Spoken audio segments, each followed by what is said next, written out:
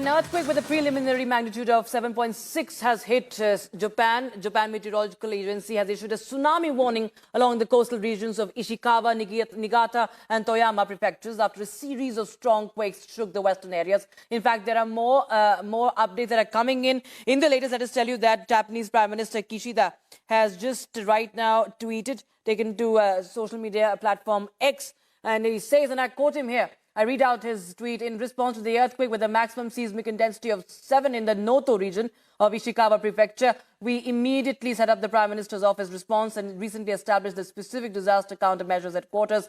Based on a policy of putting human lives first, we are making every effort to assess the damage situation and implement emergency disaster response measures. Everyone in the area, please pay close attention to the latest information and make life-saving actions your top priority. So, of course, it's in a state of alert, and most of the coastal areas are, in fact, as per the local media reports, experiencing tsunami. There have been high waves that have been witnessed. There have been massive evacuation that has taken place. You can see the aftermath on your screens right now. These are the scenes. These are the 3 scenes right now. What we are showing you on your screens right now. These are visuals coming in after the earthquake hit Japan. In fact, the experts have warned of another earthquake. Also, tsunami alert has been sounded. Japan is on high alert right now. Strong tremors have been felt in the western part of Japan and also in the central part. In fact, we got you more updates also just a while back from Tokyo also. But right now, the Indian embassy, remember, is also in touch with the authorities also, because Indian embassy in Japan has issued an advisory. There are people who are from India who are there. There's an emergency contact number that we are flashing right now. Emergency contact number for Indians have been issued. Those are the numbers, the 2 numbers you can see on your screens. For those those who want to get in touch with the Indians there, these are the emergency contact numbers right now. Emergency contact numbers for Indian citizens following a strong earthquake and tsunami warnings. And let me tell you, viewers, this is a 7.6 magnitude earthquake. In 2011, it was a very massive earthquake that had hit Japan, causing great amount of destruction and loss of lives. In 2012, the March of 2012, that was a 9 magnitude earthquake that had struck Japan, and the tsunami that followed was wreaked havoc in Japan. And even in 2023, remember, in March, there was a massive earthquake of around 7 magnitude that had in fact resulted in the death of 3 people in Japan. My colleague and senior editor Shravan Sen is joining us live from the newsroom. Shravan, of course, not the kind of start Japan would want. It's a massive earthquake, and we're getting in more updates and more alerts also. Tell us the latest, please. Well, in fact, Rakshita, just to quickly take our viewers through what is it that Japan's local broadcaster is essentially putting out, the details that we're getting in. We've just collated some of the information that is coming also from the wire agencies to put together the current response really coming in, the disaster response that's coming in after the 7.6 earthquake that hit the central region of Japan. Now, the first important warning that has been put out by the Japan Meteorological Department is with regards to the evacuation. We are now given to understand that this is particularly to do with the coastal Noto region, where they believe that the waves that are coming in the coastal area is more than a meter, and that is the reason why they've already asked for the evacuation process to begin. They've asked the residents to evacuate in the central Noto region. That's where, remember, the epicenter of this earthquake happens to be, and there is a fear that there could be a tsunami in the neighboring areas. Now, with regards to the tsunami warning, this is what the local broadcaster NHK just put out a short while back, and I'm quoting with regards to the response that is coming in. They say that the first tsunami waves, that's roughly about more than a meter high, has already arrived in the northern coast of central Japan. Just to put this into perspective, this is what the local broadcaster of Japan has reported a short while back, and I'm quoting them. They say that it's the first tsunami wave that has already been reported, and it has arrived in the northern coast of central Japan. Let's move to the other update that's also come in.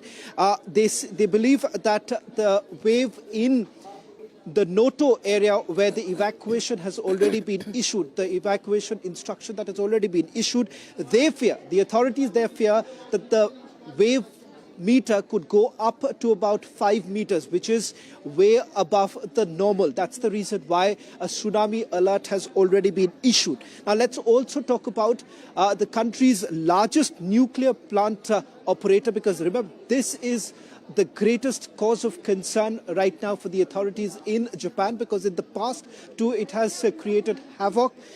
Just to simply go by what the government is saying, and this is what they're saying, the country's largest nuclear power operator, that's Kansai Electric, said there have been no abnormality in nuclear plants affected areas. So that's an important update that's really coming in with regards to what's the current status in areas closer to the nuclear plant. They say that the situation is absolutely normal, but the other areas, the affected areas also, once again relying on the reports coming in from the local broadcasters and also the wire agencies in Japan, they say that tsunami warnings have also been issued for neighboring Niigata and Toyama prefectures, warning that waves could reach to 3 meters. So in Noto, that's the central Japan, that's where they believe that this could go up. The wave could be the height could be roughly about 5 meters, and that's the reason why tsunami warnings have been put in place. Evacuation has already taken place. Just to quickly take you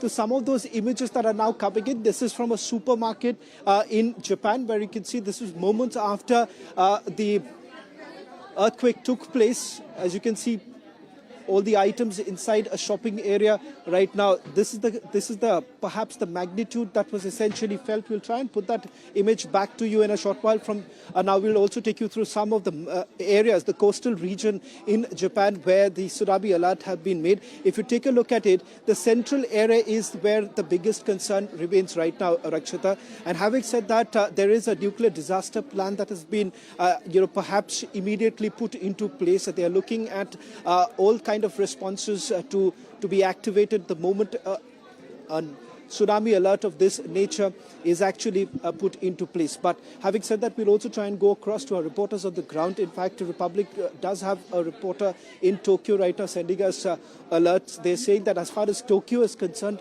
hasn't been really affected to that area. But some images that are really coming in right now into a newsroom, especially from central Japan, shows that there has been a large-scale, perhaps, destruction that has taken place. Now, the latest update that we can also put out right now, roughly about 32,500 homes currently in Japan are without power. I'm once again attributing this to the local broadcaster. In fact, Kyodo news reports that are citing local government sources, they say that 32,500 houses in Ishikawa prefecture, they have lost power. Now, that's the first result of the current of the earthquake that has been reported.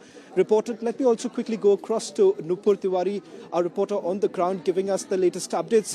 Nupur, we were just quickly going through what the local broadcasters in Japan have been reporting. They say that the central Noto region appears to be the worst affected. In fact, they've also reported, and I just want to run it through you, because they say that the northern coast of central Japan has already witnessed the first tsunami waves. And they are reporting, NHK has reported saying that the first tsunami waves is more than 1 meter high. Nupur, is there anything else that you could perhaps add and put this into perspective in terms of the areas, the worst affected areas for viewers outside Japan, for their better understanding? What's the current situation like?